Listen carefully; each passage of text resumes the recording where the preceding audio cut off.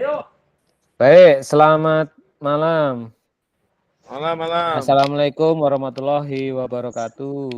Waalaikumsalam warahmatullahi wabarakatuh. Waalaikumsalam warahmatullahi wabarakatuh. Selamat malam dan salam sejahtera untuk kita semuanya. Tapi pun, Ya pun. Ya pun. ya, terima kasih untuk kakak-kakak semuanya sudah bergabung ya. Hari ini tanggal 19 September 2024 kita bertemu kembali di tatap maya yang ketiga selama nanti 2 jam pelajaran 2 JP yaitu 90 menit berarti ya. Jadi kalau sesuai di jadwal 2 JP kita laksanakan dari sekarang jam 7.36, nanti kita selesai jam 9:06. Begitu kakak-kakak. 9:05 ya. Nanti kita mulai jam 7.35. Baik, pembelajaran modul 1.3 yang akan kita lakukan malam hari ini elaborasi, yaitu tentang pembelajaran PJOK berpusat pada peserta didik. Nah, ini tagline-nya memang inilah inti dari PKG PJOK ini, karena peningkatan kompetensi ini kita diarahkan untuk memberikan pembelajaran khususnya PJOK itu yang berpusat pada peserta didik, begitu. Nah, di sini juga saya ucapkan selamat datang untuk tentunya yang baru bergabung malam ini kita kedatangan teman baru kakak-kakak semuanya, Kakak Aminah. Nah, ini sebenarnya senior ya. Kak Aminah ini dari guru SD Negeri 1 Metro Pusat ya, baru bergabung hari ini karena kemarin ada penambahan karena terkait dengan mundurnya salah satu rekan kita, Kak Yoni dari SMK 3 Metro, SMK Negeri 3 Metro ya. Itu dari pusat diganti oleh Bu Aminah atau Kak Aminah ya, kita sapa di sini dengan sapaan kakak-kakak. Bu Aminah, mohon izin. Kemudian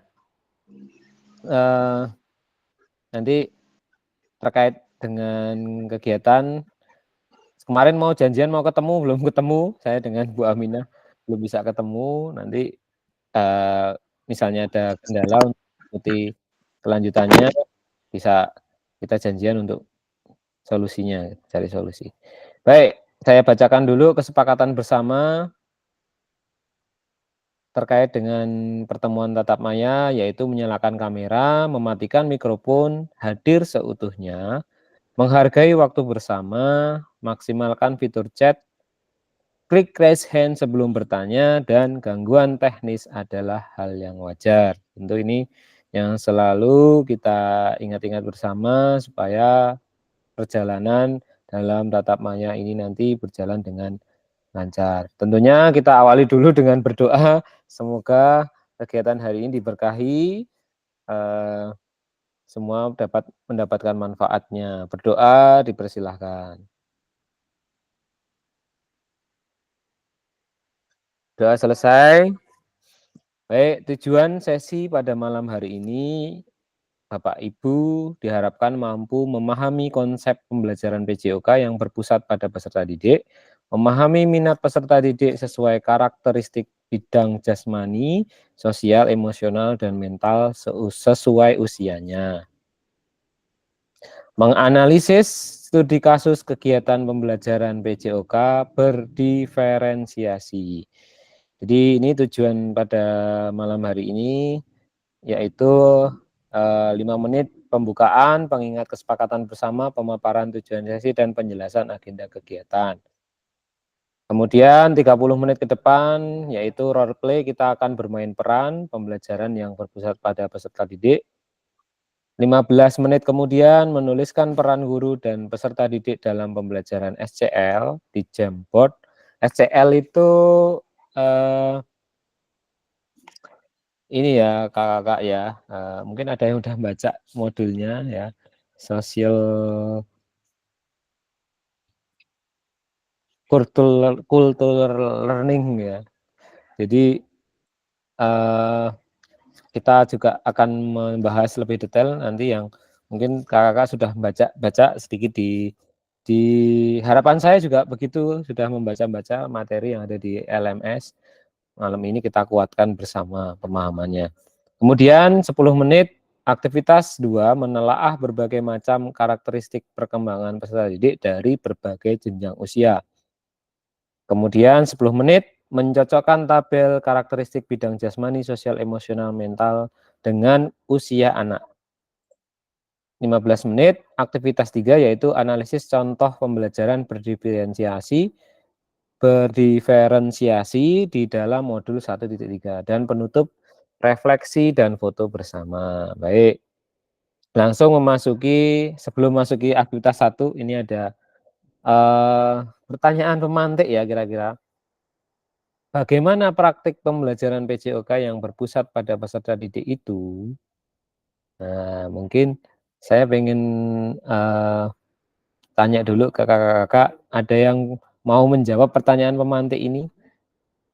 Bagaimana praktik pembelajaran PJOK yang berpusat pada peserta didik itu? Mungkin ada yang mau menyampaikan dulu? Yang dimaksud dengan berpusat pada peserta didik ini mungkin pemahaman kakak-kakak sekarang apa yang ada di benak kakak-kakak semuanya?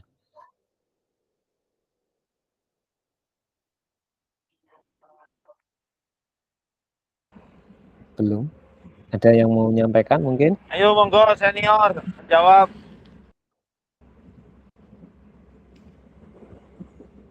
Kak Mawan, boleh? Aduh, Monggo.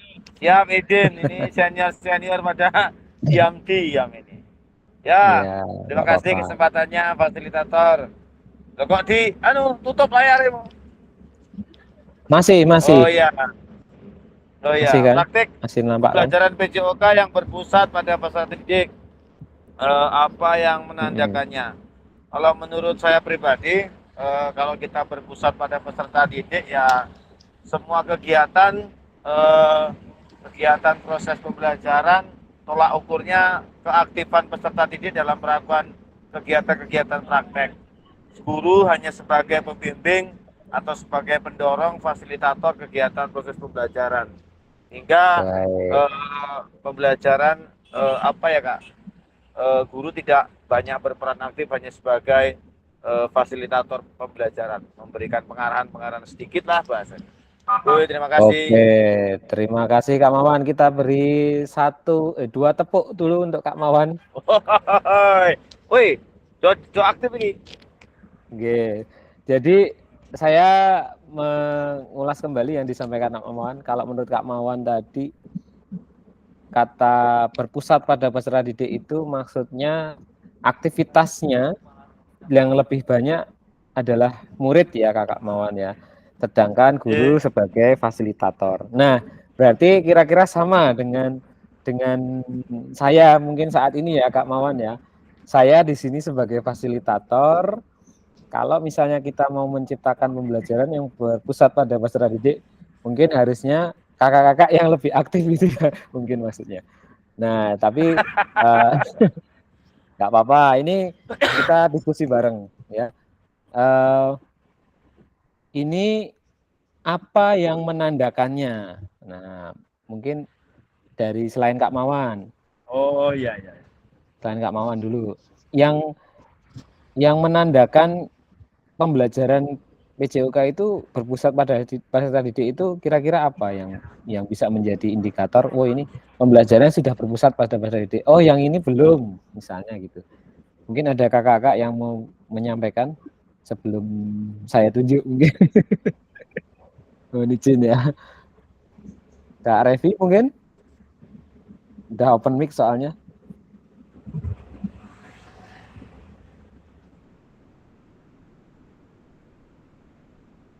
Halo Kak Revi. Kok nggak ada suaranya? Ada suaranya. Nah, sekarang sudah. Kira-kira yang menandakan kalau pembelajaran PJOK itu sudah berpusat pada peserta didik itu apa, Kak Revi?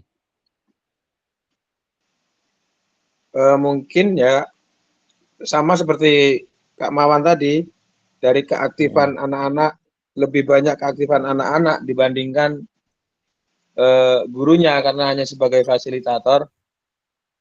Kemudian partisipasi anak itu lebih banyak tentunya. Tandanya Anak itu bisa ya. mengajarkan kepada kawannya, yang sudah bisa mungkin bisa menularkan ilmunya kepada kawannya seperti itu. Jadi berpusat kepada anak-anak itu sendiri. Pembelajaran rekan sejawat itulah. Oke. Pembelajaran rekan sejawat. Terima Coba kasih Kak menjawab, Revi. Pak.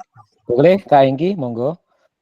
Ya, yang menandakan itu salah satunya yang pertama siswa bertanggung jawab atas pembelajarannya mereka sendiri, dan yang kedua siswa didorong untuk berpikir dan membuat keputusan.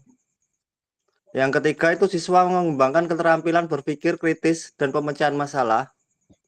Dan yang keempat itu siswa mengeksplorasi minat belajar mereka. Terus 4. yang kelima kalau Masih nggak ada salah lagi, siswa Kak? dapat mengembangkan keterampilan belajar mandiri. Oke, keterampilan mandiri ya, Kak ya. Baik. Ya. Oke, dari dua jawaban Kak Revi dan Kak Hengki, ya saya setuju sekali. Tapi kalau mau kita coba telaah dari segi tingkat berpikir kognitif, itu kira-kira berarti aktivitasnya sudah di HOTS ya, Kakak ya. Jadi siswa Ya, tidak betul. hanya mengingat, tidak hanya melihat, mendengarkan gitu kan, tapi siswalah Ya, yang betul. disampaikan Kak Hengki tadi kreativitas. Nah, berarti kalau kreativitas itu malah kalau nggak salah di ranah C5 berapa C5 Kak Hengki? C5 ya. C5 kalau nggak salah. Iya, betul. C menciptakan itu C6 kalau menciptakan Kak Hengki ya, kalau nggak salah. Menciptakan C6. Betul, iya C6. betul. Oke. Nah, berarti tingkatnya sudah level yang HOTS ya Kak Hengki ya. Iya, insya Berarti Allah, Kak. salah satu tandanya, indikatornya adalah tadi yang disampaikan oleh Kak Revi, bahwasanya ya berarti aktivitasnya lebih banyak siswa. Tapi sebenarnya memang guru bukan berarti terus guru yang nyantai-nyantai gitu kan. Tapi bagaimana kita bisa merancang pembelajaran agar siswa jadi aktif itu biasanya memang kita repotnya di awal karena harus mendesain dulu gitu. Tapi pada saat pelaksanaan kita sebagai fasilitator lebih hanya mengarahkan saja gitu. Selebihnya aktivitas pembelajarannya tadi bisa disampaikan oleh Kak Revi juga teman sejawat. Kita nggak mungkin bisa melakukan pembelajaran misalnya kayak teman sejawat siswa ini suruh ngajarin temennya, sedangkan kita nggak tahu siswa ini apakah dia sudah menguasai atau belum. Berarti kan kita harus mengidentifikasi dulu kan yang siswa mana yang bisa dipakai untuk mengajari temennya. Ya itu kan berarti kita harus mempersiapkan di awal. Repotnya di depan gitu ya. Mungkin gitu. Baik, terima kasih. Ini ada 2 pertanyaan pemantik tadi. Kita lanjut ke aktivitas 1. Oke, ini ada sebelum menjawab pertanyaan, mari bayangkan sejenak beberapa hal yang mungkin terjadi di kelas-kelas kita. Apakah saat ini kita lebih banyak suara peluit sebagai perintah gerak daripada suara guru saat pembelajaran? Tuh. Apa kita lebih sering meniup peluit? Nah, ini sepertinya bisa sebagai indikator juga ya kakak-kakak semuanya ya. Hal yang sederhana. Betul. Kalau lebih banyak peluit, kira-kira Biar bagaimana? kumpul. Fluid itu biar kumpul. Kumpul. Gitu. Berarti kalau pembelajaran banyak peluit daripada suara perintah gerak, nah ini juga menjadi tanda juga yang aktif nih siapa kira-kira kan gitu. Nah, kemudian apakah saat pembelajaran semua gerakan peserta didik harus sesuai perintah atau komando guru. Nah, ini juga menjadi tanda ya tadi di pertanyaan sebelumnya kakak-kakak yang apa yang menandakan praktik pembelajaran berpusat pada peserta didik. Nah, ini salah satunya juga dari segi apakah sudah banyak perintahnya atau semua gerakan peserta didik itu harus sesuai perintah dengan guru. Kalau misalnya gerakan dari peserta didik itu harus sesuai perintah guru atau komando, berarti berpusatnya kepada guru gitu kan. Nah, ini gambarnya kan juga seperti itu. Jadi lebih diberikan kreativitas tadi benar Kak Hengki, itu salah satu tanda untuk bahwa pembelajaran yang kita lakukan sudah berpusat pada murid. Monggo kita coba bayangkan tadi, renungkan yang selama ini sudah kita lakukan. Nah, mungkin ini jadi cerita sendiri nih kalau di SD kelas bawah, mungkin yang mengajar. Kira-kira lebih banyak perintah kita atau anak dibiarkan mengeksplor gerakan gitu. Nah, ini ada pakar. Apa kata pakar? Pakarnya orang mana ya? Ini Amerika ini sepertinya ya. Saya coba play dulu. And we know from all the research that when students are empowered to make decisions, they Angel thrive. gurunya, And mumet ya. thriving means they learn more. Ada They translate-nya ya, Kak. enjoy Tolong the dipahami lesson dulu. more. They are more willing to participate. Dilihat translate-nya mungkin. Aduh, ini sinyal ya.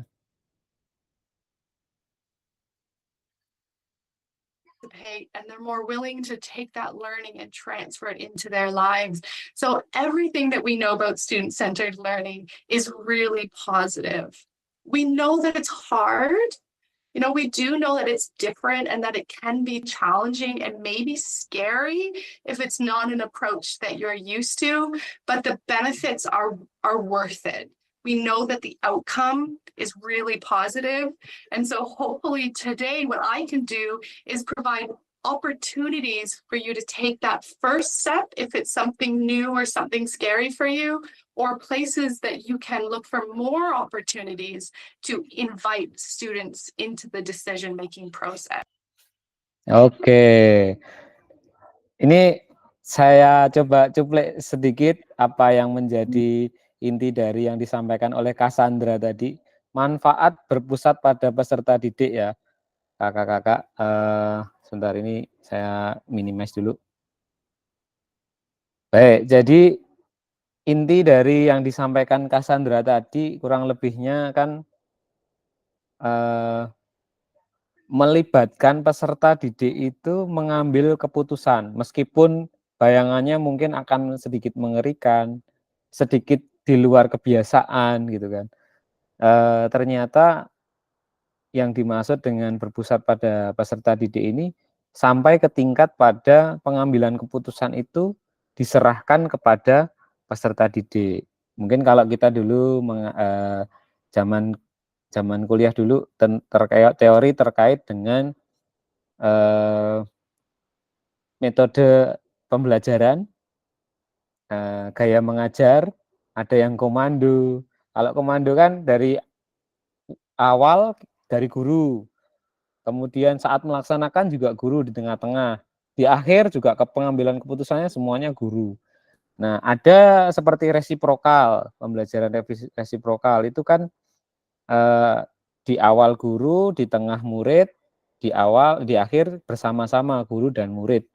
Nah, maksudnya adalah letak-letak seperti ini yang dimaksud dengan Cassandra tadi. Jadi pengambilan keputusannya itu lebih kepada murid. Nah, ini kakak-kakak bisa coba direnungkan sekarang kepada pembelajaran yang telah dilakukan. Apakah proses pembelajaran ini yang sudah dilakukan selama ini, siswa itu, murid itu harus selalu sesuai dengan yang kita perintahkan, atau justru malah kita berikan wadah untuk mengeksplor apa yang mereka bisa gitu. Kita hanya memberikan panduan di awal. And we know from all the Oke, sebentar. research Ini that when saya students next are lagi ya. empowered. Next. Aktivitas 1. Mari melakukan aktivitas role play sebagai berikut. Capaian pembelajaran yaitu peserta didik memahami gerak fundamental. Nah, tujuan pembelajarannya peserta didik melakukan dan memahami gerak koordinasi dengan benar. Kemudian peserta didik mengetahui efek dari latihan yang dilakukan. Peserta didik dapat menganalisis efek latihan yang diberikan melalui perubahan denyut nadi. Asesmennya, penilaian yang dilakukan, melakukan self dan peer assessment efek latihan yang telah dilakukan. Melakukan analisis efek latihan yang diberikan melalui perubahan denyut nadi, dan aktivitas pembelajarannya adalah latihan gerak koordinasi. Jadi yang dilakukan ini kita mau mempraktekkan sejenak, ya kakak-kakak semuanya. Di sini saya akan membagi peserta secara berpasangan berdasarkan nomor 1 dengan 2, 3 dengan 4 dan seterusnya. Nanti saya langsung coba bagi. Di sini ada saya menyiapkan spin wheel sambil saya siapkan di sini nama-namanya. Kemudian nanti saya akan menampilkan pilihan gerakan. Nah, tiap peserta memilih nomor gerakan yang paling disukai. Sebelum mempraktikkan gerakan, hitung denyut nadi terlebih dahulu dalam waktu 10 detik. Denyut nadi per menit adalah jumlah denyut nadi selama 10 detik perlu dikalikan 6. Ini kalau misalnya kita mau pakai yang 10 detik. Mungkin kalau kakak biasanya pakai 15 detik, mungkin juga nggak masalah. Kalau 15 detik berarti dikalikan 4. Kemudian catat pilihan gerakan denyut nadi awal di spreadsheet. Nah, kemudian lakukan gerakan yang dipilih secara bergantian dengan pasangan. Saat satu mempraktikkan, yang lain mengamati dan memastikan gerakan pasangannya benar sesuai contoh video. Peserta yang mempraktikkan kemudian menghitung denyut nadi akhir dan menuliskannya di spreadsheet. Kemudian peserta melakukan secara bergantian seperti yang dilakukan peserta sebelumnya. Maksudnya di sini kakak-kakak ini ibaratnya kakak-kakak sedang menjadi murid, istilahnya kita sedang praktek PJOK ya. Saya sebagai gurunya, di sini saya siapkan langkah-langkah aktivitasnya, kakak-kakak saya buat berpasangan, kemudian melakukan aktivitas gerakan yang ini, nanti ada pilihannya, dihitung denyut nadinya gitu. Nah, ini nanti ada tabelnya, nanti saya bantu isikan. Nah, pilihannya ini adalah pilihannya. Sekarang saya bagi kelompoknya. Ini namanya, sebentar saya share dulu. Ada Kak Mawan. Langsung saya tulis ini ya, kakak-kakak namanya mohon izin. Kak Revi, Kak Manun, Kak Denny. Maaf, saya share tab-nya yang di sini ya. Oke. Kak Asdi, Kak Fitria,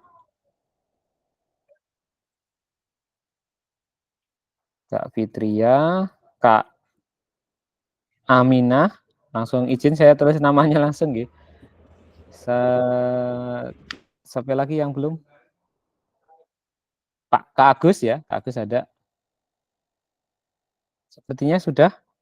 Ada yang belum? Yang sudah hadir baru ini ya, di tatap maya ini. Oke. Tapi ada yang izin tadi, Kak Hengki kayaknya baru izin tadi keluar dulu gitu. Tapi nggak apa-apa, saya coba tulis ya. Ini saya coba bagi menjadi 2 kelompok, maksudnya berpasangan. Saya coba bagi berpasangan.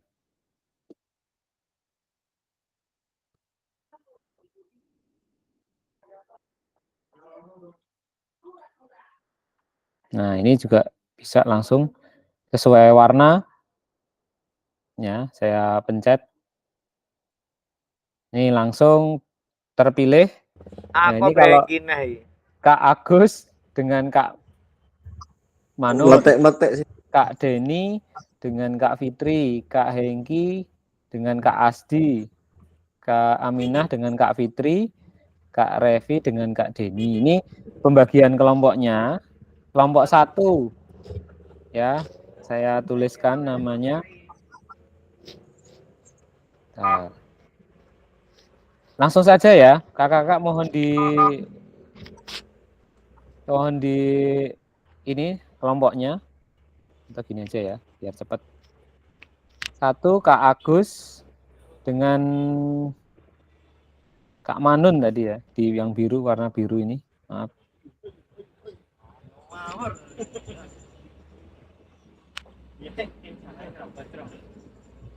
Kak Asdi dengan Kak Hengki, kelompok 2.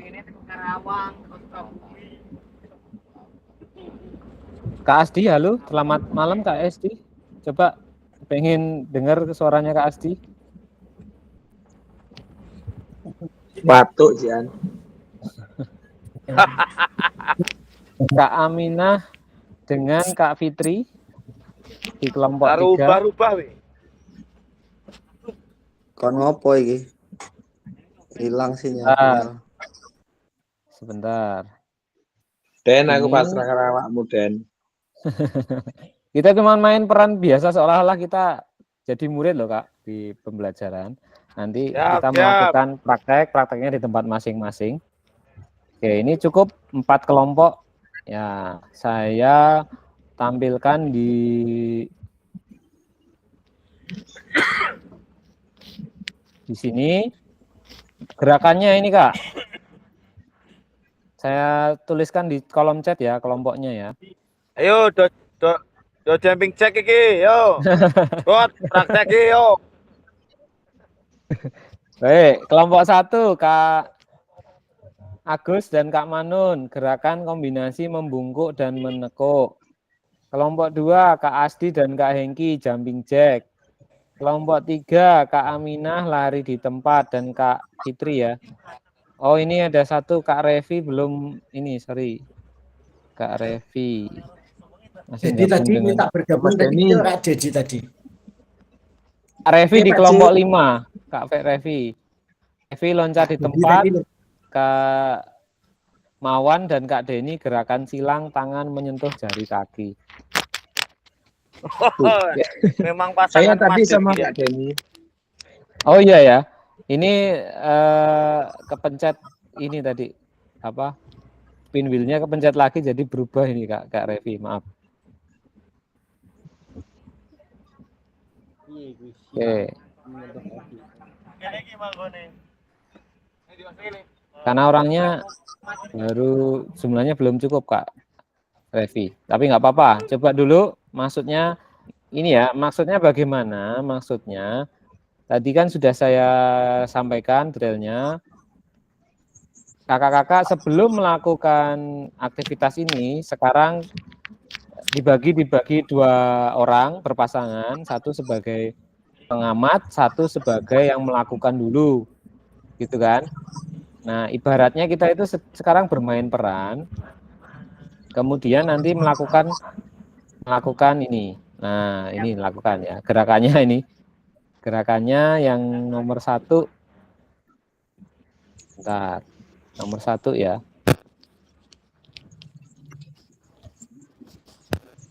Kelihatan nggak ya kakak-kakak?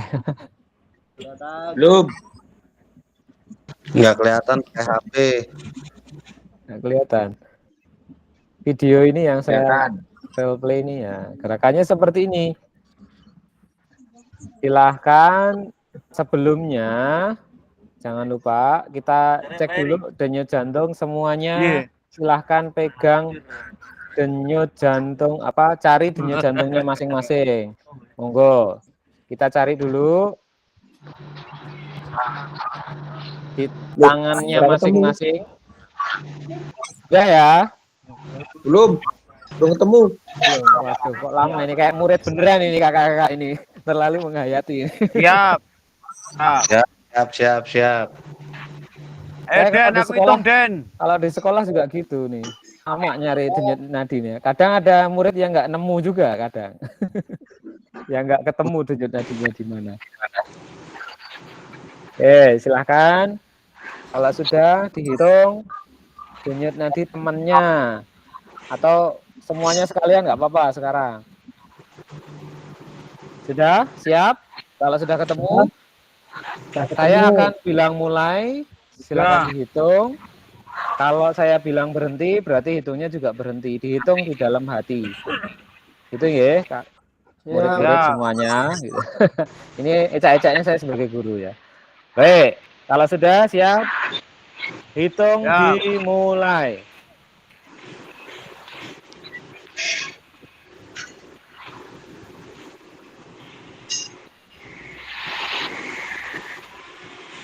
Cukup. Baik, 10 detik. Berapa Kak Agus? Ada Kak Agus? Kali 6. 66 berarti.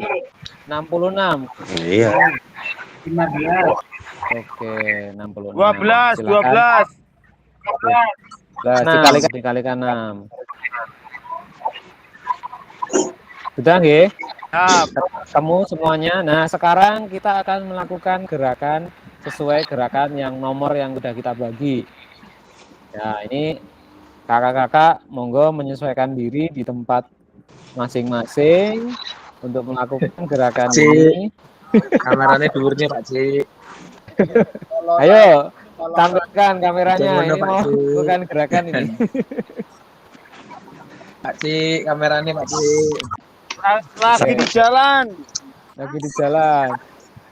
Yo, Boleh, ini gerakan yo. silakan lakukan gerakannya. Tak putarkan nih contohnya nih. Izin gerakannya. Mas nonton dulu Mas Tata. 2. Boleh Kak Dedi. Berapa kali nih? Berapa kali nih? 4. Kak Dedi masuk ke kelompok 5 Kak Dedi gerakannya. Waduh, 5. Coba saya lihat dulu apa itu 5. Loh, mana? Lompat. Lompat. 5 lompat-lompat Kak. Siap. Oke, lakukan gerakan menggunakan hitungan 2 kali 8 dengan intensitas sedang. Sudah? Oke, cukup. 4, 5, 6, 7, 8, 1, 2, 3. Diet, ancur iki. Keringetan begini. Ya. Awas Pak Cik. Dan. Betul. Sudah. Sudah Mas Tara. Wes Pak Cik, wes. Pak Cik, wes Piro nunggu. Den. Nah, wes juga kerap masuk.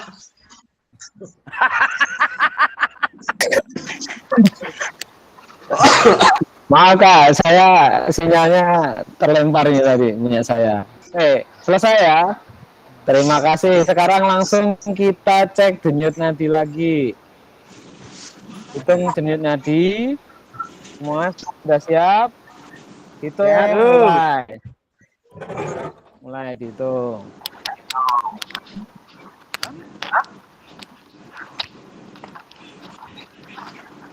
Cukup. Nah, Kak Mawan sekarang berapa tadi?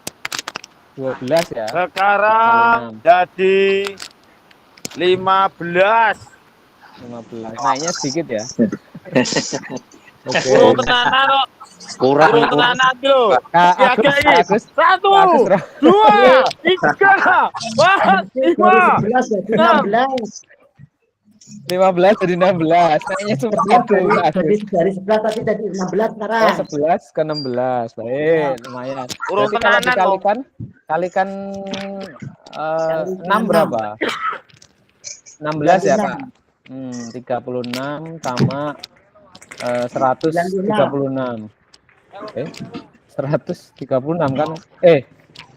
60 sama 36. 96, betul. 96. Baik, 96. Selamat datang Kak Kalimah. Ya, silakan mengikuti Kak Kalimah.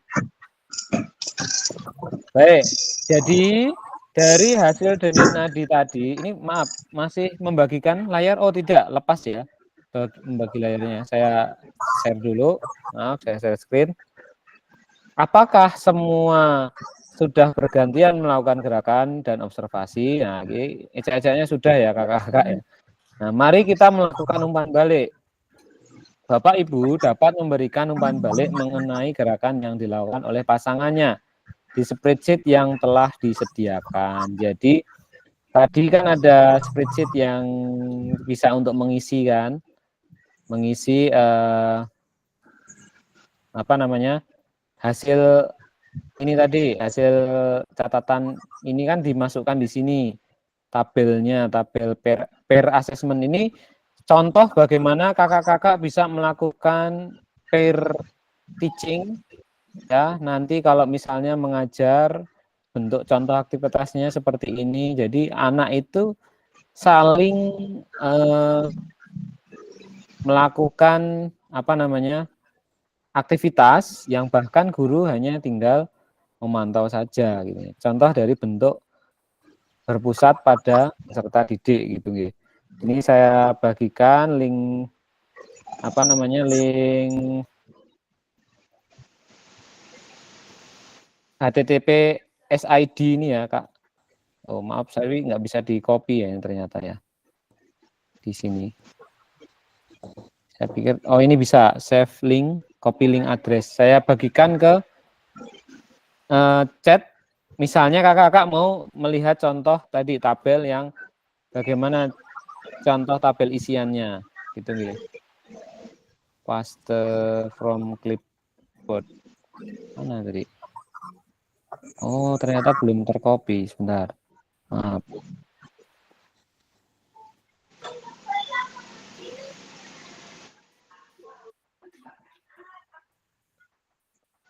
Ini suaranya Blindy loh. Nih contohnya dari, mungkin nanti kakak-kakak mau nyoba lihat juga, bisa dipakai untuk rubrik apa namanya, LKP, lembar kerja siswa ya, LKPD, lembar kerja peserta didik, kalau mau melakukan aktivitas PJOK yang berpasangan gitu kan. Nah, siswa sudah tinggal ngisi di kolom yang seperti ini kolomnya, nama, kemudian gerakan nomor berapa yang dilakukan. Tunjuknya di awalnya berapa tadi Kak Agus misalnya. Tadi Kak Agus melakukan gerakan apa Kak Agus? Membungkuk. Oke, membungkuk ya. Nomor Satu. nomor 1 ya, membungkuk ke atas ke bawah ini ya. Gerakannya Kak Agus nanti bisa memberikan umpan balik kepada teman pasangannya. Tadi Kak Agus contohnya misalnya tadi berpasangan dengan Kak siapa tadi Kak? Kak Manun. Nah, jadi Kak Agus ganti menilai melakukannya sudah benar apa belum itu tadi Kak Manun gitu kan. Nanti Kak Manun juga memberikan penilaian kepada Kak Agus apakah yang dilakukan tadi sudah benar, bagaimana cara kita melihat apakah latihan yang dilakukan sudah benar. Begitu. Kemudian adakah efek yang dirasakan dari latihan yang telah dilakukan? Efek tersebut mengindikasi apa? Jadi ini bentuk-bentuk pertanyaan yang bisa kita terapkan juga di siswa kita ketika kita mengajar ya Kak. Hal-hal apa saja yang bisa digali untuk agar siswa itu juga mau bertanya tapi tetap terarah. Pertanyaannya juga terarah kepada bagian-bagian yang ingin dicapai dalam tujuan pembelajaran. Kan tadi capaian pembelajarannya kan ada ya. Nah ini menurut murid, apakah yang mempengaruhi denyut nadi itu sebelum dan setelah latihan? Yang kira-kira yang mempengaruhi denyut nadi itu apa? Sehingga denyut nadi awal sama akhir kok bisa berbeda. Itu. Ini hal sederhana yang harus diketahui oleh murid kita, kakak-kakak semuanya ya. Nah, terima kasih sudah melakukan role play. Mari kita analisis bersama proses pembelajarannya melalui link Jamboard atau Figma. Oke, ini kurang lebih begini ya, tadi role play-nya ya kakak-kakak, mungkin walaupun istilahnya kita sekarang masih dalam bentuk apa namanya aktivitasnya terbatas di Zoom atau Google Meet di tempat masing-masing, kita mencoba mempraktekkan secara simpel bagaimana bentuk aktivitas pembelajaran yang berpusat pada peserta didik. Nanti saatnya kita tatap muka, luring, itu juga seperti ini gambarannya kakak-kakak. Ada sebuah desain pembelajaran yang kita praktekkan bersama gitu. Jadi ya bersenang-senang bareng-bareng gitulah. Saling mempraktekkan, nanti ada inovasi apa lagi, kita saling berbagi juga. Meskipun yang penting yang ada di LMS dulu, nanti boleh kalau dari kakak-kakak nanti kita buat timnya beneran kalau sudah tatap muka ya kakak-kakak semuanya. Jadi kita bisa dari situ kita bisa saling berbagi juga. Ketika dapat tugas membuat sebuah desain pembelajaran ini, model pembelajaran ataupun apa namanya metode ngajarnya dengan tadi strukturnya yang berpusat keputusannya kepada siswa atau keputusannya kepada guru. Nah itu nanti kita yang akan mempraktekkan semuanya. Kemudian menurut Bapak Ibu, apakah aktivitas yang dilakukan cukup menggambarkan pembelajaran PJOK yang berpusat pada peserta didik? Ini monggo dijawab dulu kakak-kakak. Apakah ini tadi sudah berpusat pada peserta didik belum kira-kira yang kita lakukan barusan?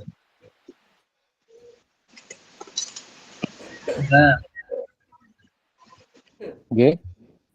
Kira-kira yang kita lakukan tadi sudah berpusat pada peserta didik atau belum? Atau masih terlalu banyak komando mungkin? Kak Manun, monggo. Juga termasuk dalam aktivitas pembelajaran yang berpusat pada peserta didik. Kenapa Kak Manun?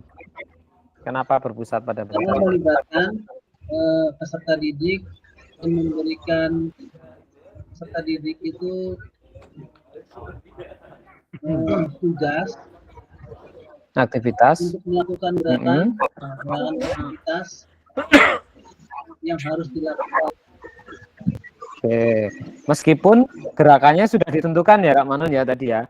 Kita memang sibuk duluan, kita sebagai guru kan sibuk duluan menyiapkan tadi bentuk contoh-contoh gerakannya dari video kan tadi kita siapkan dulu, bahkan LKPD-nya juga kita siapkan dulu di awal. Tetapi saat melakukan pengambilan keputusannya kan tetap kepada peserta didik. Yang misalnya tadi Kak Agus dapat gerakan membungkuk, jongkok apa ini, misalnya dia saat melakukan mau jongkok berdiri kan juga sebenarnya nggak masalah gitu kan. Yang penting bergerak gitu kan. Nah, tapi di sini poinnya adalah tadi yang disampaikan juga Kak Manun, aktivitasnya itu yang melakukan peserta didik dan bahkan boleh peserta didik itu melakukan gerakan melakukan improvisasi gitu ya, sehingga menjadi keputusan pada peserta didik. Apakah ada masukan untuk perbaikan pembelajaran? Nah, di sini kakak-kakak bisa nanti juga mulai membayangkan bagaimana bentuk ini salah satu contoh saja bentuk pembelajaran yang berpusat pada peserta didik.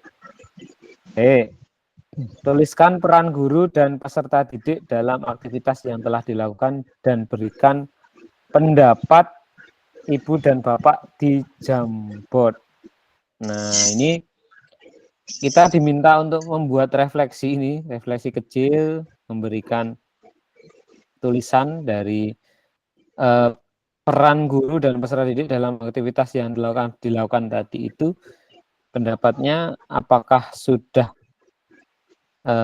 perannya bagaimana gitu. Oke, sebentar, ini saya siapkan dulu Jamboardnya. Nanti di akhir saja kita menulisnya, tapi sekarang saya akan menampilkan video dari Cassandra. Tadi saya skip dulu ya kakak-kakak ya. Tapi intinya sebenarnya udah disampaikan tadi sama beberapa, Kak Manun juga udah menyampaikan inti dari yang pertama tadi. Sekarang ada video lagi, ini bahasa Inggris lagi nih kayaknya Kak Mawan. What's Coba important kita here is that we're perhatikan dulu. sharing the decision making, right? At the end of the day, that's what Ulangi, student-centered learning is. What's important here is that we're sharing the decision making, right? At the end of the day, that's what student-centered learning is. We're thinking about the student first, so we're looking at where is their skill level, what are their strengths, what are their areas for improvement. And that comes from a relationship with your students. So knowing your students helps you to plan the appropriate movement skill that meets them where they're at so that you can progress their learning. But it also means that we invite them into the decision making. So we share the decision making, and that's the key word that I want to emphasize today. We don't give away the decision making.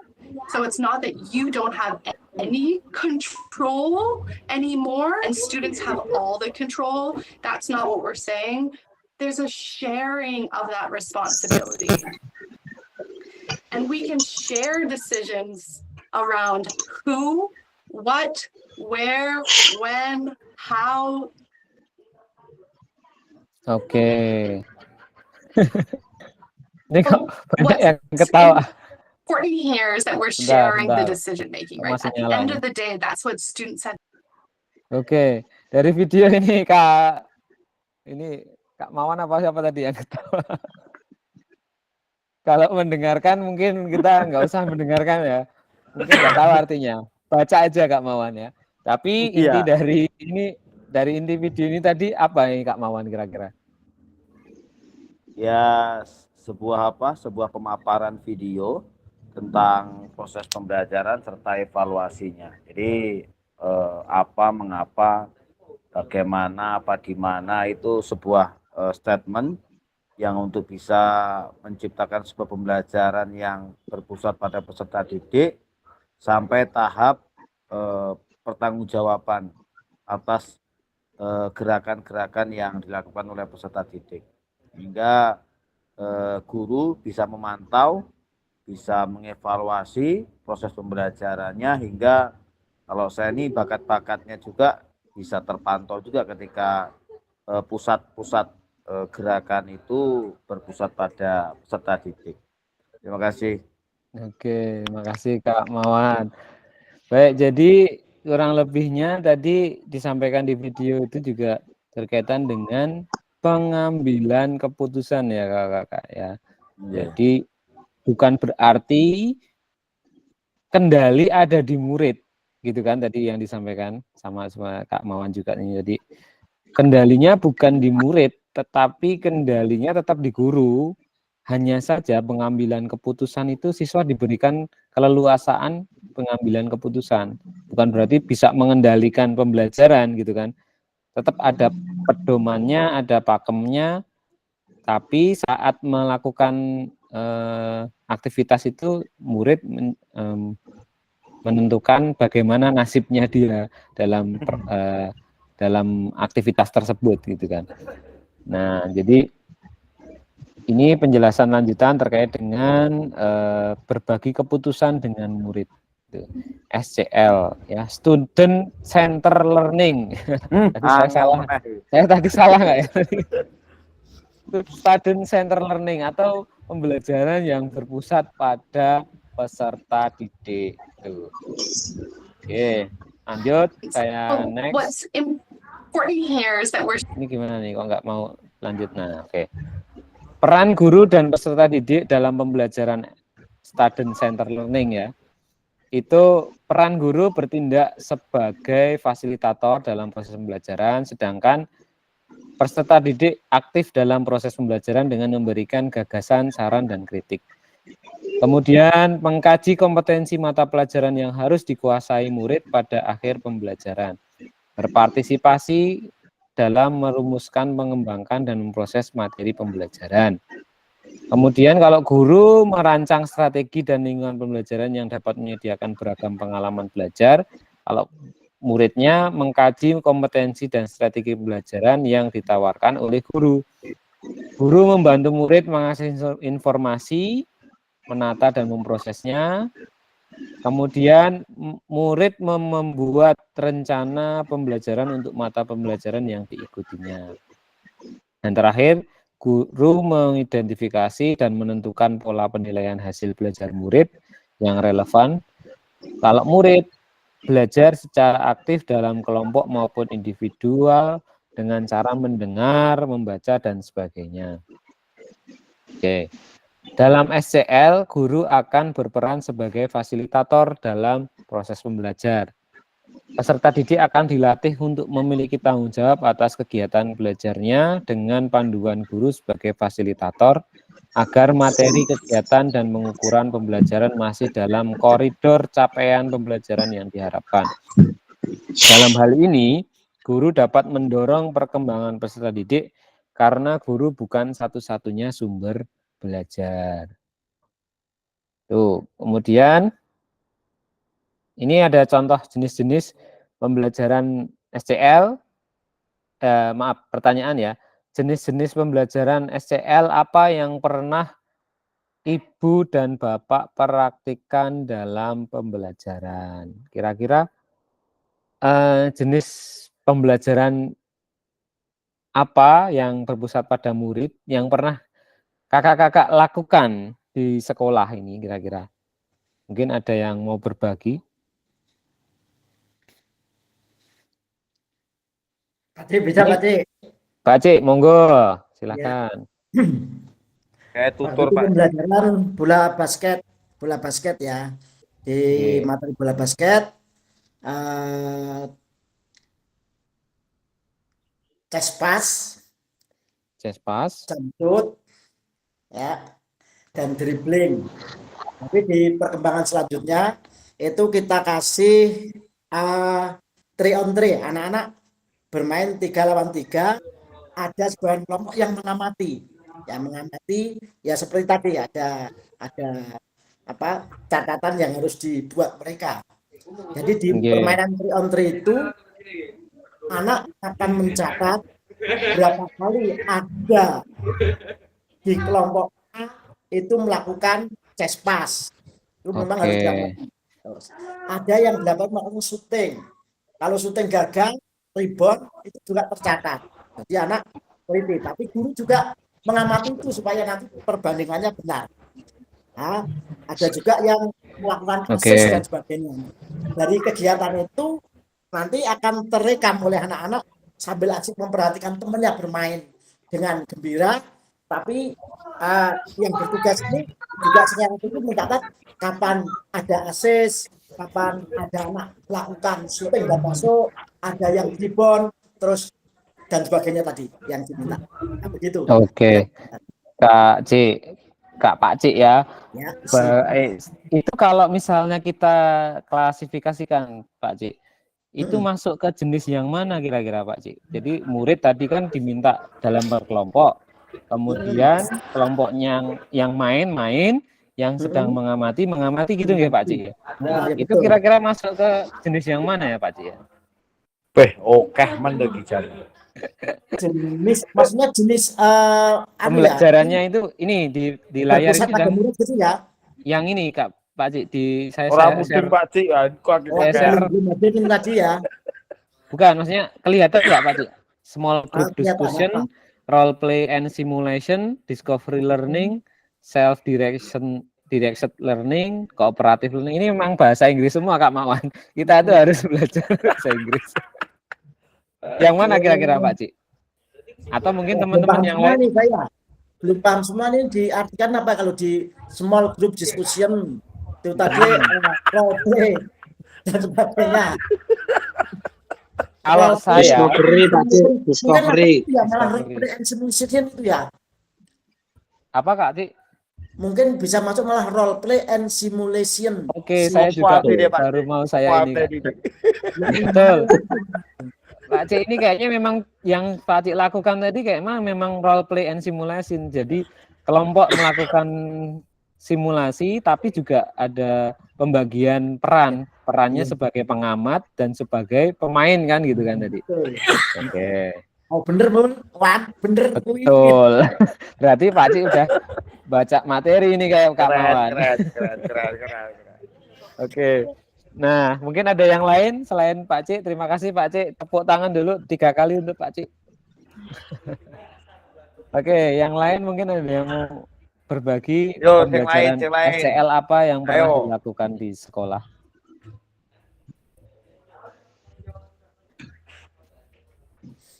Ada? Mungkin saya dulu boleh berbagi. Saya kebetulan sekarang sedang melaksanakan pembelajaran SCL juga, Pak Cik, karena emang sekaligus saya itu kan sekali mendayung, pengennya bisa beberapa pulau terlampaui gitu kan. Ya, Jadi saat ini saya posisinya itu kan sedang PPG, kemudian PKG, kemudian di sekolah ini ada beberapa kegiatan yang apa ya istilahnya kayaknya nggak bisa nih kalau kita harus teacher center gitu kan, harus pokoknya walaupun kadang kita nggak ada di kelas, nggak ada di lapangan, itu kalau bisa pembelajaran harus tetap berjalan. Itu yang pengen saya coba laksanakan ininya.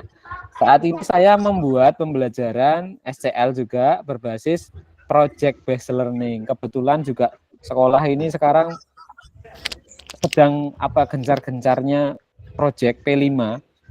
Tapi diserahkan ke guru masing-masing. Nah, saya juga kebingungan kemarin itu mau kira-kira PJUK ini mau buat proyek apa, kalau mapel lainnya, kalau yang bahasa kan mereka buat puisi, buat teks prosedur begitu-begitu. Terus yang FBK kan mereka buat ada yang nyanyi, ada yang buat seni itu manik-manik dan sebagainya. Terus saya itu sekarang buat ini Kak, pembelajaran materi permainan bola besar. Itu saya bagi kelompok, kemudian setiap kelompok membuat permainan modifikasi dari alatnya harus menggunakan bola besar, karena materi yang digunakan kan permainan bola besar. Kemudian setiap kelompok mempresentasikan, pokoknya mempresentasikan, kemudian setelah mempresentasikan permainan yang dibuat, dibuat pertandingan. Ketika misalnya kelompok 1 giliran presentasi, setelah presentasi tanding permainan yang dia buat, tapi kelompok 1 berperan sebagai panitia. Kelompok yang lain berperan sebagai peserta kompetisi, dipertandingkan. Jadi satu kelompok saja, teman-teman ya, kakak-kakak semuanya, itu bisa bahkan sampai 2 pertemuan itu belum selesai. Hanya untuk satu kelompok gitu. Belum lagi kelompok berikutnya, muter terus. Nanti ganti kelompok bola besar kabeh. Ya, tapi yang jadi menarik Kak Mawan, di awal memang saya sampaikan permainan bola besar itu apa saja. Saya berikan contoh modifikasi permainan bola besar yang sudah mendunia, contohnya misalnya fishball. Fishball itu yang kayak main volley tapi mantul sekali, itu yang sering tampil di RCTI Sport, TVRI Sport itu ya. Kemudian ada permainan petan kue, ada permainan tekball yang main bola tapi di tenis tenis meja pakai pingpong itu kan, tapi pakai bola besar. Kemudian ada permainan korfball itu yang bola keranjang. Ternyata dari situ anak-anak ini malah lebih eksplornya lebih jauh lagi, kakak-kakak. Jadi ada yang buat permainan itu gubak sodor tapi pakai bola basket. Jadi gubak sodor tapi sambil main basket gitu kan. Bolanya juga diperhitungkan. Dan ternyata berjalan. Itu yang saya terapkan menggunakan jenis pembelajaran PJBL ini, kakak-kakak, project based learning. Jadi mereka melakukan pembelajaran SCL tapi ada project, karena permainan yang mereka lakukan setelah bertanding wajib membuat menuliskan peraturannya, menuliskan jadi dibuat mereka awalnya di kertas, tapi kalau di produk akhirnya ditulis di Canva. Nah, nanti ngumpulkannya bentuknya sudah ketikan, sudah PDF, ada fotonya, bahkan mau ngasih video juga, video saat mereka bertanding itu juga boleh. Nah, nantinya di akhir itu saya punya kumpulan model permainan modifikasi dari setiap kelas. Bahkan semua kelas melakukan, berarti ada sekitar 30 permainan yang menarik-menarik gitu, dan mungkin bisa, salah satunya kemarin permainannya sudah dipraktekkan saat lomba 17-an kemarin. Jadi contoh bentuk jenis SCL yang saya terapkan. Mungkin dari kakak yang lain ada yang tadi siapa yang ngechat di kolom chat, maaf, Kak Asdi mau tanya, suara tidak masuk karena speaker laptop error, sudah pakai headset masih juga suaranya tidak masuk. Oh, kalau yang bagian dial apa panggilan lewat telepon itu sudah diklik belum Kak Asdi? Kadang kalau nggak diklik itu kan nggak masuk tuh suaranya. Yang bagian pojok kiri bawah itu. Itu ya. Mungkin kalau dari kakak-kakak yang lain ada yang mau berbagi jenis pembelajaran SCL yang pernah dilakukan di sekolah mungkin? Oh, kalau saya lebih ke PBL, Pak. PBL, problem based learning, Kak Ya Enggi, betul. Ya betul. Mungkin bisa diceritakan sedikit Kak Enggi. Saya tertarik ini kayaknya.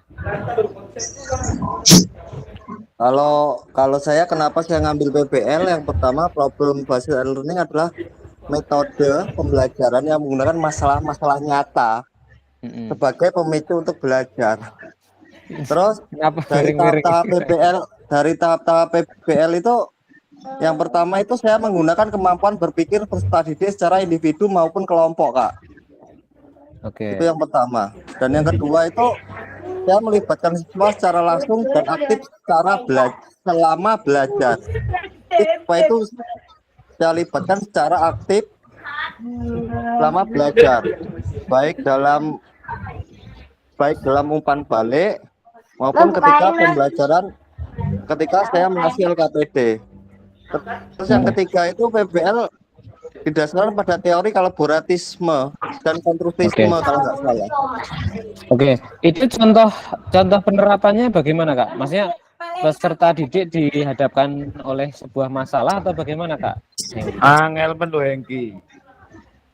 Kalau PBL itu berpikir, contohnya ketika saya dalam pembelajaran, anak tersebut peserta didik itu berpikir secara kritis, Kak.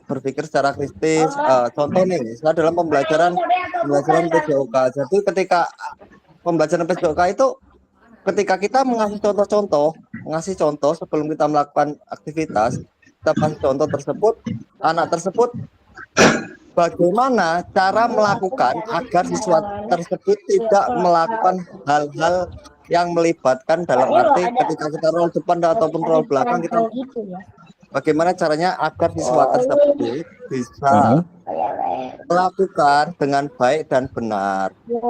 Contoh yang pertama tumpuan tangan, terus yang kedua punggung, kan bagian punggung dan terusnya seperti itu, dan melibatkan secara langsung dan aktif selama belajar.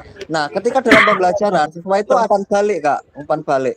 Contoh umpan balik tersebut, Pak, ini gimana ini Pak? Kok bisa roll depan dan roll belakang bisa sempurna, itu seperti apa Pak caranya dan bagaimana Pak caranya, seperti itu. Oke, berarti bukan dari masalah misalnya kemarin habis roll depan kecetit gitu. Kalau masalah dari kenapa kemarin habis roll belakang kecetit, nah kan di PBL itu kita berpikir peserta didik secara individu maupun kelompok, bagaimana biar agar tidak kecetit seperti itu, Kak. Oh gitu, Kak. Berarti posisinya itu menghindari problem gitu ya, Kak Enggi ya? Iya betul. Berdasarkan masalah. Oke. Terus. Ya, terima kasih Kak Enggi. Oke, ini contoh-contoh ini ya kakak semuanya ya. Jadi banyak yang bisa kita kembangkan. Misalnya seperti cooperative learning, itu yang bagaimana, yang berarti pembelajaran yang kooperatif, saling bisa berpasangan ini modelnya. Kemudian tadi contoh berpasangan yang kita lakukan tadi yang di awal kan role play dan simulation itu seperti yang kita lakukan di awal tadi. Small group discussion ini kita berarti membagi kelompok-kelompok untuk melakukan diskusi. Mungkin hampir sama seperti yang saya lakukan juga di PJBL, hanya saja ini bagian saat siswa presentasi ini kan small group discussion gitu kan. Seperti itu. Kemudian ini aktivitas masuk yang kedua, kakak, karakteristik perkembangan peserta didik. Kita masuk aktivitas yang kedua saat ini, memahami karakteristik dan minat anak. Jadi secara jasmani, secara sosial, secara mental dan emosional itu pasti setiap anak itu memiliki karakteristik masing-masing. Ini yang perlu kita pahami, dimanapun ada, dimanapun berada, pasti setiap peserta didik itu memiliki adalah individu yang unik gitu ya. Unik itu artinya tidak sama satu dengan yang lainnya, punya latar belakang yang berbeda. Kemudian dari segi jenjang itu juga pasti memiliki karakteristik yang berbeda. Kalau di usia atas, menengah atas ya SMA, mungkin kalau kita ajar dengan cara yang terlalu komando pasti nggak suka gitu kan untuk di kelas atas. Tapi kalau untuk PAUD mungkin berbeda karena mereka belum memiliki pemahaman gerak yang baik gitu kan. Pasti akan lebih suka meniru untuk di PAUD. Ini kebetulan ada di sini ada nggak ya guru PAUD ya? Belum ada ya. Adanya guru SD. Atas menengah. Kak Deni, oh ini yang punya PAUD. Yang punya PAUD. Pinter Deni. Tapi memang saya pernah Kak jadi guru PAUD Kak. Ya, 1 tahun dulu waktu masih di Jogja itu sedikit berbagi cerita. Bingung dulu waktu awal-awal ngajar PAUD itu karena bayangan saya itu kan dulu kalau mau ngajar anak-anak kan, wah anak-anak tinggal saya melakukan gerakan suruh ngikuti mungkin bisa gitu kan. Ternyata ya nggak mau juga ngikutin. Ternyata gimana? Kita harus menciptakan gerakan itu sambil nyanyi. Baru anak-anak baru tertarik. Denny pinter. Denny nih, waktu jawab Denny. Nah ini termasuk dari karakteristik dan minat anak. Jadi kita perlu memperhatikan karakteristik dari minat anak. Jawab Denny. Iya Kak mau. Pas iki. Iya Kak mau. Sebentar Kak mau. Ya. Kemudian cocokkan karakteristik tersebut atau berikut, manakah bidang dan usia yang sesuai. Oke, yang pertama ini berjalan, berlari, merangkak, memanjat, melompat, menendang, menarik, melempar, dan memukul bola. Kira-kira bidang apa ini Kak?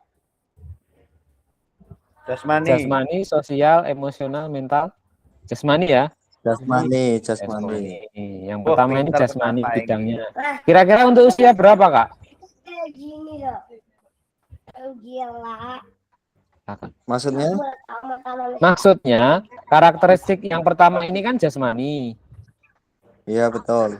Kemudian usia berapa ini Kak kira-kira kalau suka berjalan, berlari, merangkak, memanjat, melompat, menendang, menarik itu usia berapa? Mungkin 6 tahunan lah mungkin. 6 tahun ya? Iya.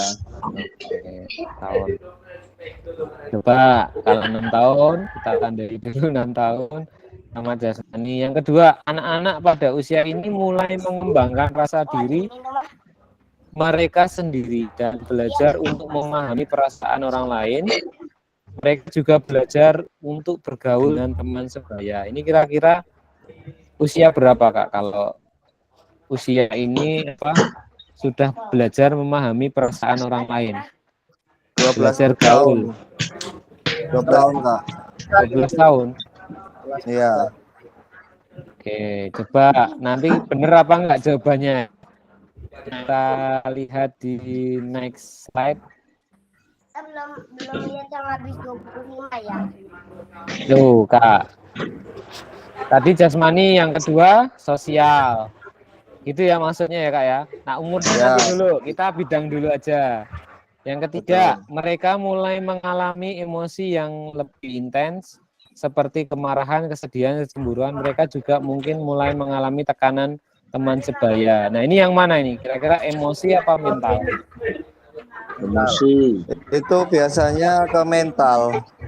Mental, padahal di sini ada emosi ya, Kak ya. Ya. Tapi yang bawah sendiri, coba anak-anak mulai belajar untuk memahami dan mengelola emosi mereka serta untuk bernegosiasi dan menyelesaikan konflik. Jadi yang terakhir ini apa, Kak? Mental, terakhir mental. Terakhir mental, Kak Mawan. Ya. Coba kita lihat jawabannya ya. Silang itu silang. Oke, betul Kak Mawan. Kak Mawan atau Kak Revi tadi yang barusan jawab? Dua-duanya. Dua-duanya. Dua-duanya. Oke. Mantap. Sekarang kita lihat prediksi usianya, Kak ya.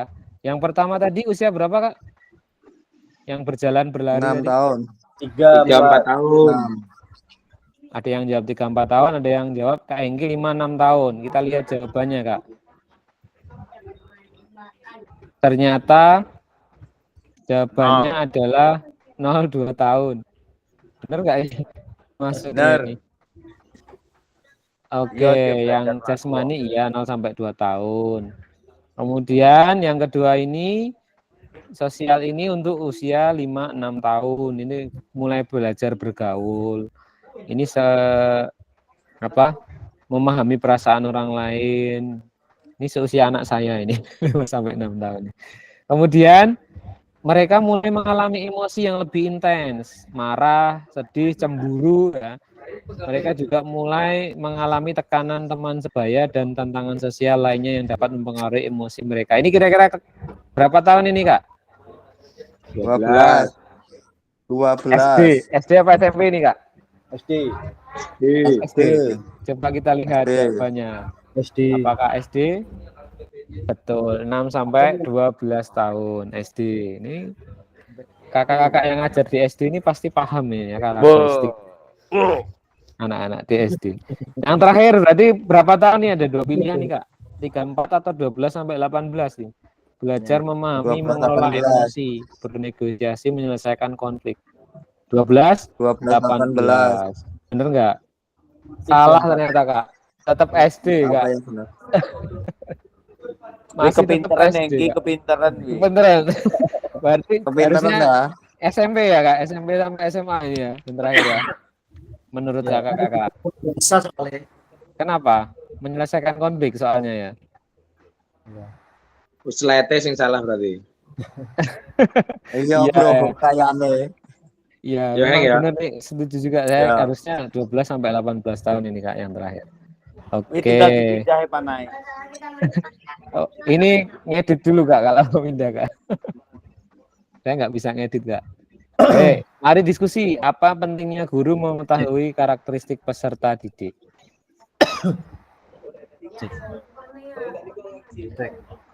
Yang pertama dulu, apa pentingnya guru mengetahui karakteristik peserta didik? Ini biar seru kayaknya kita ini ya, Kak ya. Kita undi aja yang jawab biar yang keluar ini ya, Kak ya. Kita undi ya, Kak ya.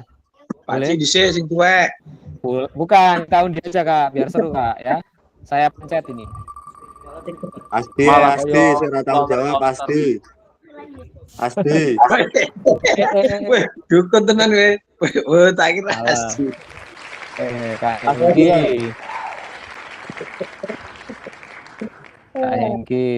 Kak Hengki. Silakan jawab dulu, Kak Hengki. Pertanyaannya tadi adalah ini, apa pentingnya guru mengetahui karakteristik peserta didik? Gimana, Kak? Apa pentingnya guru mengetahui karakteristik peserta didik? Apa pentingnya guru mengetahui karakteristik peserta didik?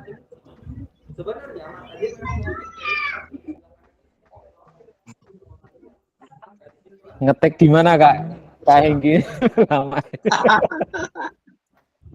Lah jawabnya pinter kok Google wi. Aku yang jawab wi. Yo. pekok tapi iki aku. Apa? Oke, oke. Jadi kenapa sih kita harus mengetahui karakteristik peserta didik Kak Hengki? Gimana Kak? Kenapa kita harus tak sambil gawe layangan? Oh iya. Gimana? Kenapa kita itu penting untuk mengetahui karakteristik peserta didik Kak Hengki? Oh penting ya jelas itu penting untuk mengetahui tingkat emosional anak, untuk mengetahui kecerdasan anak, untuk mengetahui gaya belajar anak, seperti itu Kak. Oke, mengetahui gaya belajar anak gitu ya, minat belajar anak Ya gitu emosional anak, ya terima kasih Kak Hengki. tingkat emosional anak seperti itu. Mohon maaf tadi lagi buat layangan. Buat layangan Kak Mawan, bukan nyari di Google.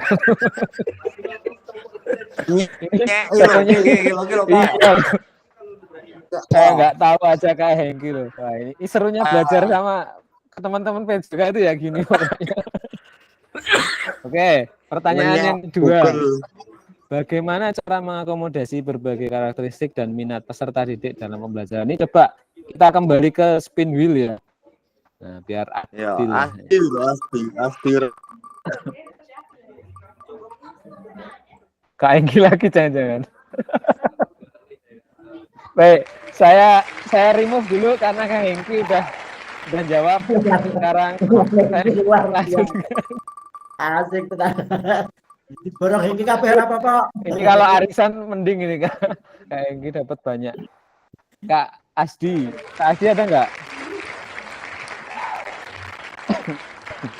Asdi kan jawab aku. Mana Kak Asdi? Kamu jadi Kabur mau. Asdi ada nggak ya Kak? Oh alah, pas keluar ya? Aku jawab ada Asdi ada itu ada. Kak Asdi, halo Kak Asdi. Selamat Anda dapat arisan Kak Asdi. Kak Asdi, halo. Asdi mana ya? Kak Asdi kok nggak respon? Maaf. Nyambi ya? Sengaja. Ora sengaja. Ini pertanyaannya Kak Asdi, bagaimana cara mengakomodasi berbagai karakteristik dan minat peserta didik dalam pembelajaran? Jadi kita tahu kan, karakteristik peserta didik itu kan pasti berbeda-beda. Kira-kira caranya gimana untuk mengatasi itu? Kalau tahu karakteristiknya kan nggak mungkin sama kan? Dengan permainan yang dimodifikasi Kak. Dengan permainan dimodifikasi. Maksudnya gimana Kak? Misalnya nih ada anak yang memiliki karakteristik suka suka main, misalnya dari minatnya ya Kak ya. Ya. Karakternya dia suka permainan invasi. Tapi ada juga anak yang suka permainan yang bukan permainan, ada yang suka aktivitas kebugaran gitu misalnya. Betul. Atau kalau misalnya kita kaitkan dengan diferensiasi, ada anak yang memiliki gaya belajar auditori, ada juga anak yang memiliki gaya belajar kinestetik nih, kayak Kak Mawan nih kinestetik nih. Tapi kalau semenjak di SD ini Kak Mawan kayaknya berubah auditori nih. Nah, kita kembali ke akomodasinya gimana? Iya, kita kembali ke posisi kita sebagai fasilitator. Ya, sebagai guru. Dan tugas kita harus membiasakan dan kita harus bisa membawa anak itu dalam melakukan suatu kegiatan apa yang kita ajarkan, itu anak itu lebih senang, gembira dan menyenangkan serta ke tujuan tersebut yang kita ajarkan sampai, itu terutama yang tujuan kita. Dengan bagaimana? Dengan membuat suatu permainan yang kita modifikasi sehingga anak yang tidak tertarik dalam permainan tersebut menjadi tertarik. Gitu. Seperti itu. Jadi harapannya dengan dimodifikasi jadi tertarik gitu ya Kak Hengki. Mungkin ada jawaban. Terima kasih. Kalau kita hanya mengajar monoton tanpa ada yang dimodifikasi baik alat maupun gaya belajar kita ataupun penyampaian kita ya sama aja, anak itu tetap tidak bakal berubah gitu kalau menurut saya. Oke. Terima kasih Kak Hengki. Bukan Google. Ada mungkin yang lain? Yang lain? Bukan. Oke. Iya Kak, kita bercanda loh Kak. Jangan tersinggung.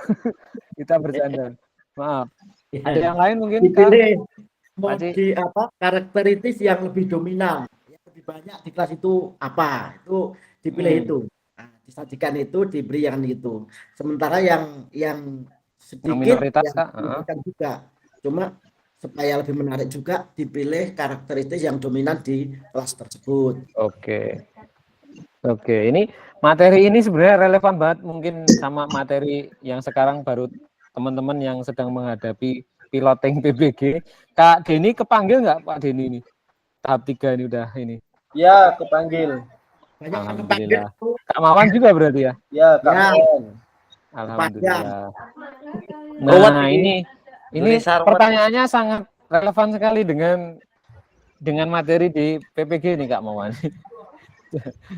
Mungkin ada yang mau menyampaikan selain tadi Kak Agus dan Kak Hengki. Kalau Kak Hengki tadi dimodifikasi permainannya. Kalau Kak Agus kita melihat karakteristik yang dominan, tapi juga melihat juga yang ada apa yang tidak dominan tetap dikasih juga gitu ya Pak Agus ya. Monggo yang lain ada nggak jawabannya kira-kira? Bagaimana cara mengakomodasi peserta didik yang memiliki karakteristik yang berbeda-beda? Monggo Kak Mawan. Kak Denny juga angkat tangan barengan ini. Denny sih. Boleh. Kak Denny ya. Kak Denny belum soalnya. Belajar ngomong. Boleh.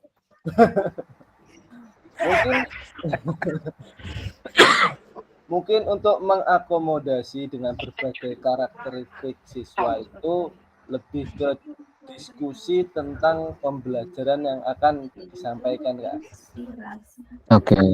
Nah, jadi misalkan kita materi tentang bola voli, biar anak itu disuruh imajinasi bola voli itu permainannya bagaimana, bentuknya bagaimana, alatnya bagaimana.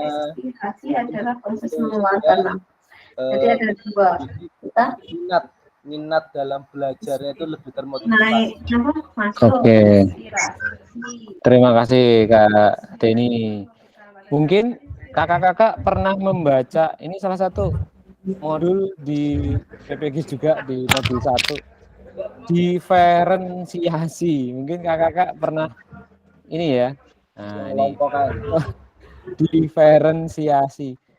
Ini kebetulan ini masuk di aktivitas yang ketiga, tapi ini sekaligus menjawab pertanyaan yang sebelumnya tadi kakak-kakak. Jadi salah satu cara untuk mengakomodasi berbagai karakteristik itu kita diminta untuk membuat pembelajaran yang berdiferensiasi. Mungkin ada kakak-kakak yang sudah mempraktekkan bagaimana menciptakan pembelajaran berdiferensiasi. Kak Revi? Diferensiasi kelompok. Kak Revi? Saya yakin pernah Kak Revi ini karena Kak Revi ini udah apa ya istilahnya sering banget ini kayaknya ketemu dengan diferensiasi. Belum Kak. Belum Kak. Merendah aja nih Kak Revi ini. Masih belajar dengan Pak Cik. Oke. Jadi pembelajaran diferensiasi mungkin kakak sudah mempraktekkan di sekolah? Sudah menggunakan berbagai strategi pembelajaran Kak. Strateginya berbeda-beda gitu ya Kak. Ya, contohnya betul. apa Kak Hengki? Ya kalau strategi berbeda-beda itu ya kita memahami, kita kembali ke pembahasan kita tadi Kak, pembahasan bagaimana kita mengetahui, memahami karakteristik siswa tersebut dengan strategi yang kita ajarkan. Nah, dan strategi itu bagaimana? Strategi pembelajaran sebagai guru PJOK itu kan bermacam-macam Kak. Ada yang kita modifikasi dengan gaya belajarnya, mungkin dengan menggunakan scripting, mungkin menggunakan pembelajaran yang dimodifikasi kembali ke situ, atau dengan sehingga tujuannya untuk agar tercapai suatu pembelajaran tersebut kepada siswa seperti itu Kak. Baik, oke, terima kasih Kak Hengki. Jadi menggunakan strategi yang bermacam-macam gitu ya Kak Engki ya. Nah, ini kita mau lihat sekarang apa itu pembelajaran berdiferensiasi. Adalah usaha guru untuk menyesuaikan pembelajaran di kelas untuk memenuhi kebutuhan belajar individu murid menurut Tomlinson. Artinya guru itu menyesuaikan pembelajaran di kelas untuk memenuhi kebutuhan belajar murid tadi yang disampaikan Kak Engki juga tadi ya. Jadi menyesuaikan dari karakteristik siswa. Nah, yang bagaimana? Misalnya diferensiasi konten, proses, dan produk. Ini yang sering kita kenal juga. Ini ada loh Kak Mawan, dipelajari di modul 1, nanti jangan lupa buat jurnal PPG. Intinya ini membuat materi tentang diferensiasi. Nah, coba diferensiasi konten. Konten itu merujuk pada strategi membedakan perorganisasian format penyampaian konten. Kontennya yang berbeda-beda. Misalnya kita ada yang siswa suka tadi, jadi gaya belajarnya ada yang auditori. Auditori itu kan berarti yang suka mendengar. Ada anak yang kinestetik. Berarti kalau kinestetik yang gimana Kak Mawan? Bergerak. Oke. Bergerak. Kalau satunya ada apa tadi? Auditori, kinestetik, dan satu lagi apa Kak? Visual. Visual itu berarti suka melihat. Berarti kalau muridnya beda-bedanya seperti itu, kita jangan hanya menjelaskannya secara ceramah misalnya. Nggak ketemu nanti. Yang anak yang suka berarti hanya anak yang auditori saja kalau kita ceramah. Gitu nggih. Berarti kita harus ngalahi pakai LCD. Nanti yang anak yang suka auditori, mereka mau mau melihat gitu kan. Yang suka kinestetik melihat sambil mempraktekkan misalnya kan gitu. Jadi semuanya terakomodir. Ini yang diferensiasi konten. Konten ada intratask dan intertask. Nanti ini tugas, terkait dengan tugas ya, tugas yang ada kesulitan tingkat tugasnya, ada yang nanti ya. Kemudian diferensiasi proses, merujuk pada strategi membedakan proses yang harus dijalani oleh peserta didik yang dapat memungkinkan mereka untuk berlatih dan memahami isi konten. Nah, maksudnya misalnya kalau ada anak yang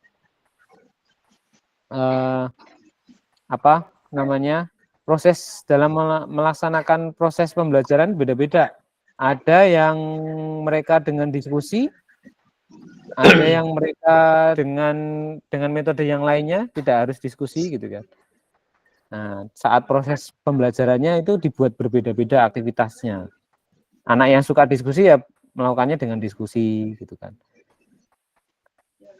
Anak yang suka membaca bisa membaca, kalau anak yang suka mencatat bisa dengan proses mencatat gitu kan.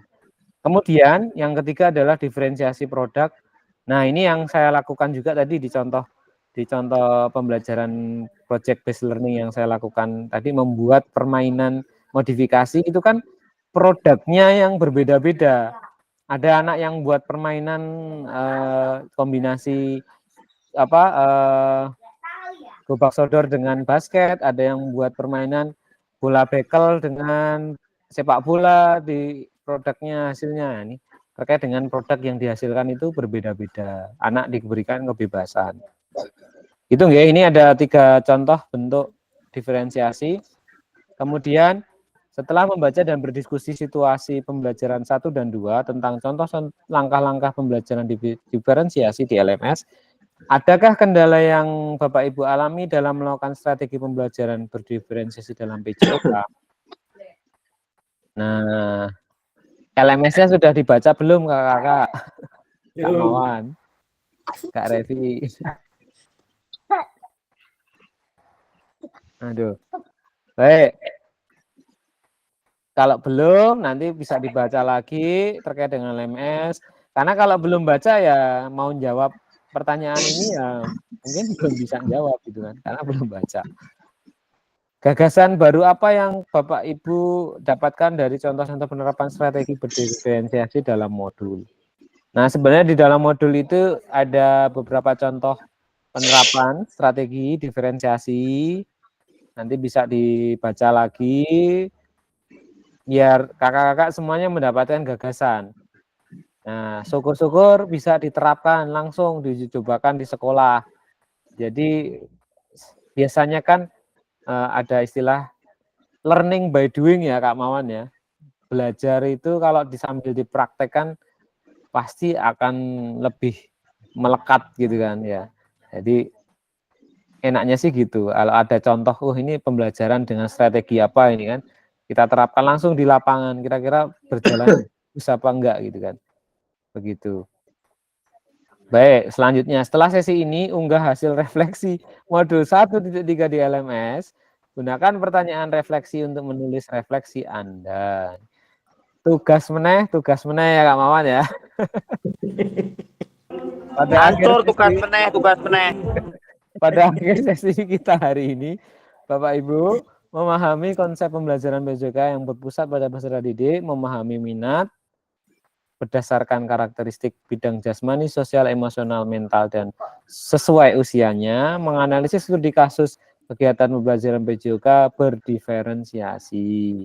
Nih, terima kasih. Oke, kakak-kakak, sampailah ke ujung tatap maya pada malam hari ini. Kebetulan juga sudah jam 9:06. Tadi saya bilang kita sampai jam 9:05 ini. Ketepatan dalam waktu ini juga menjadi penilaian ya Kak. Jadi mohon maaf.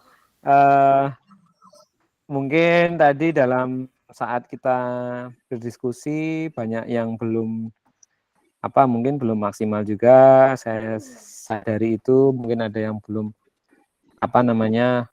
bisa dimengerti. Nanti kalau ada yang seperti itu mungkin bisa kita lanjutkan diskusinya sebenarnya kakak-kakak itu diminta diskusi juga loh di LMS, cuman saya lihat kok nggak ada yang nulis loh. Itu kan ada kolom itu ya, maaf, yang pertanyaan kuis itu ya, preview kuis itu tuh diisi Kak. Nanti kalau kakak sudah ngisi, biasanya akan muncul jawaban yang dijawab oleh teman yang lainnya. Dan di situ kakak-kakak bisa saling membalas jawabannya. Diskusi secara asinkronus itu loh. Itu juga bisa dilakukan. Kalau misalnya nggak bisa di situ, di grup WA juga bisa. Tapi lebih bagus kalau di LMS gitu. Gitu ya kakak-kakak. Ini mohon nanti tugas. Oh ya, screenshot. Oke. Tugas tolong dikerjakan di LMS seperti biasanya ya. Nanti Kak Hengki sebagai ketua kelas bisa dikoordinir, maksudnya diingatkan juga teman-temannya untuk mengerjakan tugas. Ini Kak Jamilun belum ada suaranya juga ini. Mohon maaf ini Kak Jamilun tadi belum menyapa. Kak Asdi tadi dapat arisan malah pas ditinggal. Hadir Pak. Iya, Kak Asdi baru dapat arisan loh Kak Asdi tadi. Coba pengen dengar suaranya Kak Asdi itu. Kak Asdi itu pengen dengar itu suaranya. Halo Wato. Ngobrol bebas. Minimal Wato.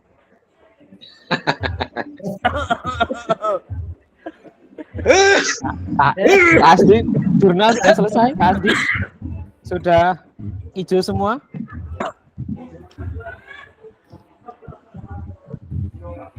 Waduh, kok nggak ada suaranya nih? Yuk screenshot.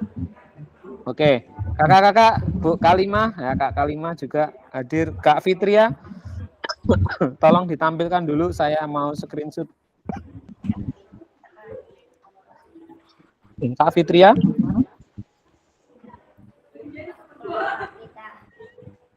Oke, kakak-kakak semuanya saya screenshot ya. 3, 2, 1. Sekali lagi, maaf, saya ulangi, 3, 2, 1. Piye iki tangane? Jempol apa piye? 4. Pak Mawan. Kelas 4. Kita kelas 4. Oke. Nggak bisa satu tangan saya. Saya 2 tangan ini. Oke, terima kasih kakak-kakak semuanya sudah menyempatkan waktu untuk tatap maya pada malam hari ini. Tentunya saya pribadi dalam menyampaikan mohon maaf dalam menyampaikan kurang berkenan. Sampai jumpa lagi di jadwal tatap maya berikutnya. Mohon dikerjakan tugasnya, jangan sampai tidak dikerjakan. Kalau ada yang kesulitan, tolong bisa disampaikan, nanti kita carikan solusinya. Itu oke? Mungkin ada yang mau disampaikan? Mau ada yang disampaikan dari kakak-kakak semuanya sebelum saya tutup? Cukup, Kak. Cukup? Cukup. Baik, terima kasih. Saya akhiri. Wassalamualaikum warahmatullahi wabarakatuh. Waalaikumsalam. Waalaikumsalam warahmatullahi wabarakatuh. Ya, oh itu Kakak Fitri ya.